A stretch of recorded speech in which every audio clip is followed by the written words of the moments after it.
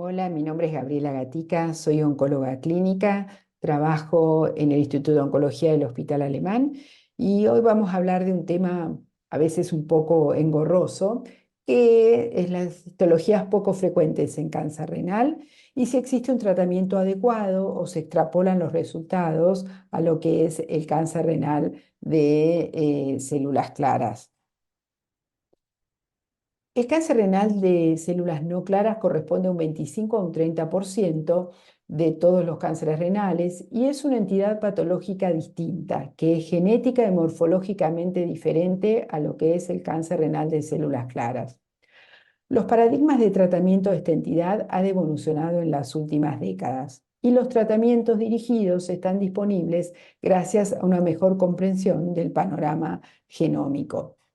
Vamos a mencionar un poco la antigua clasificación de la WHO del 2017 de tumores renales, que los dividía en células claras y células no claras. Y dentro de las células no claras, los subtipos más frecuentes eran los papilares tipo 1, tipo 2, que representan entre un 10 a un 15%, los cromófobos, un 5%, los túbulos colectores extremadamente infrecuentes, menor al 1%, los medulares 0,5 a 1% y aquellos no clasificables. Y cabe mencionar que las características sarcomatoides no son un subtipo específico, sino que son una diferenciación localizada tanto de células claras como cualquiera de los subtipos de células no claras y que conllevan un pronóstico pobre. Con respecto a la clasificación de tumores renales, entonces la actualizada, que es la del 2022, vamos a repasar un poco qué es lo que cambió. En cuanto a carcinoma papilar de células renales, ya no se recomienda la subclasificación en tipo 1 y tipo 2, y muchos de estos tumores previamente diagnosticados como papilares tipo 2 ahora constituyen entidades independientes que vamos a ver más adelante. Hoy, ¿cómo deberíamos mencionarlos? Como tumores renales papilares de células claras.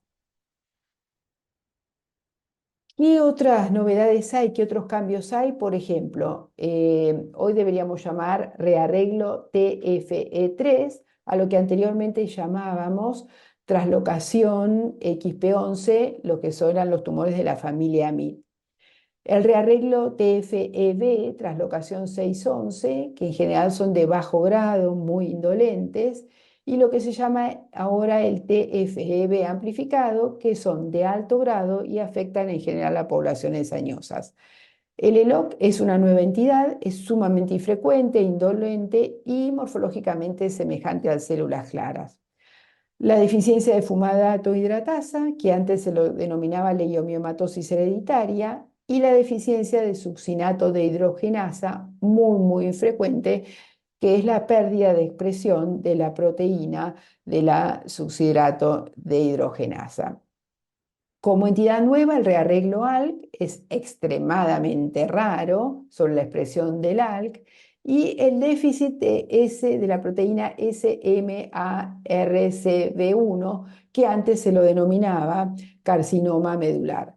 Lo que son tumor sólido y quístico eosinofílico, antes se lo denominaba como otros. Entonces, volviendo al concepto general de lo que es cáncer renal y los subtipos, dijimos que se dividían en 75% de células claras, que esto tiene una ventaja muy importante, es un solo tipo tumoral y por lo tanto hay muchos estudios fase 3 que incluyen a muchos pacientes. Con respecto a las no células claras, es un 25%, hay muchos tipos de tumores, muchos, pocos estudios y casi todos los estudios que tenemos son fase 2. ¿Cómo fue evolucionando durante el tiempo los diferentes enfoques en lo que es no células claras metastásico? Inicialmente tuvimos un enfoque mixto. En los últimos, en realidad uno podría hablar de las últimas 2 décadas, el tratamiento para no células claras en realidad fue un espejo de lo que era el tumor de células claras debido a la falta de entendimiento en realidad de los drivers moleculares y de varias entidades de no células claras. había pocos estudios prospectivos para estos subtipos particulares, y los estudios incluían, como se puede ver en la foto, eran más que todos una ensalada. Incluían células claras, no claras, diferenciación sarcomatoides, todos los subtipos no células claras, ¿no? Entonces, los resultados, por lo tanto, eran muy ambiguos y era muy difícil su interpretación. Luego apareció un enfoque histológico, es decir, dividido de acuerdo a si eran células claras o no células claras, y a los diferentes subtipos en lo que eran no células claras. Y finalmente un enfoque molecular, uniendo un poco lo que es la histología y los conocimientos que tenemos de biología molecular. Entonces, con respecto a los tumores frecuentes e infrecuentes, frecuentes subtipo histológico células claras, y en lo que tiene, lo que se refiere a molecular, mutaciones del von-Hippel-Lindau, del gen de la foliculina, de la fumarato hidratasa. Y con respecto a los infrecuentes, los papilares, mutación de la fumarato hidratasa y del gen MET, y los cromófobos y oncocitomas, el gen de la foliculina. Con respecto a los síndromes hereditarios, corresponden solo a un 5% en lo que es carcinoma renal.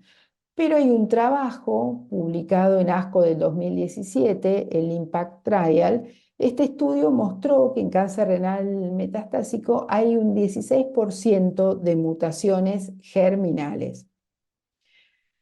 Mencionar algunos de los síndromes hereditarios en cáncer renal no células claras, tenemos que tener en cuenta, poco frecuente, claramente, el BIRG-HOG2B. Es una alteración del gen de la foliculina y aparece en los cromófagos, en los oncocíticos, pero de variedad híbrido, en los tumores de células claras también en un 10% y en los oncocitomas. Esto en general, con respecto a las clínicas, es la aparición de fibrofoliculomas en piel, bullas pulmonares, neumotórax, y lo que hay que tener en cuenta es que en general son tumores renales múltiples, bilaterales y de aparición en forma temprana. Recordemos, vuelvo a repetir, que el cáncer renal con diferenciación sarcomatoide puede aparecer en cualquier subtipo y en general son tumores que responden a la inmunoterapia. Fíjense que en lo que respecta a tratamiento de la enfermedad metastásica, la cantidad de esquemas y trabajos que contamos, ¿no? Esto es una muy buena noticia porque hace unos 20 años atrás el tumor renal, el cáncer renal, prácticamente no contábamos con tratamientos útiles. Esto es una muy buena noticia, pero bueno, la mala noticia es que todos estos estudios son para tumores de células claras únicamente. Los estudios, ¿cómo surgieron en realidad los estudios de cáncer renal? Las primeras drogas aprobadas por allá por el 2000 fueron el sunitinib y sorafenib. Esto obviamente incluían estudios, tumores de células claras únicamente. Y luego de su aprobación hubo estudios de acceso expandido, que estos estudios incluyeron algunos pacientes con células no claras, papilares y cromófobos, y lo que se vio es que esto versus el placebo tenían un PFS de 12 meses versus 5,1 meses. Esto fue uno de los primeros estudios en aparecer. Después aparecieron algunos estudios prospectivos en cáncer renal de no células claras. Fíjense que todos con muy escaso número de pacientes, y empezaron a aparecer estudios prospectivos y retrospectivos con la aparición de la inmunoterapia, ¿no? También con escaso número de pacientes. Vamos a dividirlo un poco en lo que es los diferentes subtipos histológicos y dentro de estos los más frecuentes, a ver cómo los tratamos, ¿no? Eh, Les dije que los primeros estudios en realidad eran más que todo con sunitinib, sorafenib, everolimus, que eran las primeras drogas aprobadas. Y dentro de esto tenemos el estudio ASPEN, que en realidad fue uno de los mayores estudios con TKI que comparó el sunitinib versus el everolimus. Y mostró, esto era para tumores papilares, en ese momento tipo 1, hoy sería solamente papilares, mostró que el sunitinib tuvo mejor sobrevida libre de progresión que el everolimus, 8,3 versus 5,6 meses. El récord 3 comparó sunitinib versus everolimus, demostrando también superioridad del sunitinib. El ESPN Trial, sunitinib también fue superior en papilares e inclasificados. El CISA Trial, Suni versus temsirolimus, PFS a favor del sunitinib. Y más recientemente, el Lenva-Everolimus demostró respuestas objetivas globales del 26% con una mediana de sobrevida global de 15,6 meses. Los TKI y los mTOR fueron las drogas más estudiadas. Con respecto al tipo 2, en ese momento, ¿sí? El Axipap Trial, muy pequeño número de pacientes, incluía, la mayoría eran papilares tipo 2, que piensen que, bueno, se los consideraba de peor pronóstico. Tasas de respuesta para esta histología entre un 35,7% y una media de sobrevida de 17,4 meses. ¿Qué hay de la inmunoterapia en los papilares? Bueno, con respecto a la inmunoterapia, el Keynote 427, cohorte B, este estudio con pembrolizumab, mostró en papilares tasas de respuestas objetivas de casi un 30%, ¿no? Con respuestas completas y parcial, con respuestas completas de un 5% y respuestas parciales de un 20%. El Checkmate 374, semejante pero en vez de pembro nivolumab, un análisis retrospectivo demostró tasas de respuestas objetivas del 14%. Y el Checkmate 920, Nivo-IPI, tasa de respuestas objetivas también de 20% en papilares y en no clasificados. Y ongoing está un fase 3 de Nivo-IPI, que es el Sunny Forecast. Con respecto a la tesobeba en histologías no células claras y características sarcomatoides, mostró tasas de respuestas objetivas de un 26%. Ya un poco más adelante, entrando a lo que es la genómica y realizando ensayos con terapias dirigidas a lo que eran mutaciones o amplificaciones, dijimos que el carcinoma papilar expresaba mutación o amplificación somática del gen MET. El primer estudio, el primer trial, el SOP 1500, y luego, bueno, el PubMed, que comparaban cabozantinib versus sunitinib. La tasa de respuesta fue significativamente más larga para el cabozantinib en este estudio, 23 versus 4%, con una mediana de sobrevida libre de progresión de 9 veces versus 5,6 meses. Otras dos drogas utilizadas, el crizotinib y el savolitinib. Estos estudios se detuvieron en forma temprana, ya que no se observó ninguna mejoría en lo que respecta a sobrevida libre de progresión. El estudio SAVOIR con savolitinib también se cerró en forma temprana, en realidad tuvo una mediana beneficio numérico, pero no fue estadísticamente significativo.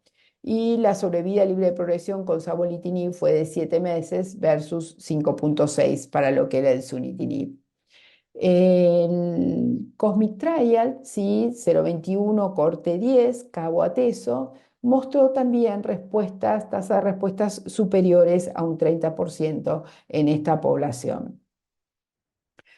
Con respecto al tipo 2, dijimos que ahora no se llama más tipo 2 y que dentro de estos subtipos histológicos hay denominaciones específicas. Esto se llamaría ahora lo que es deficiencia de fumarato hidratasa.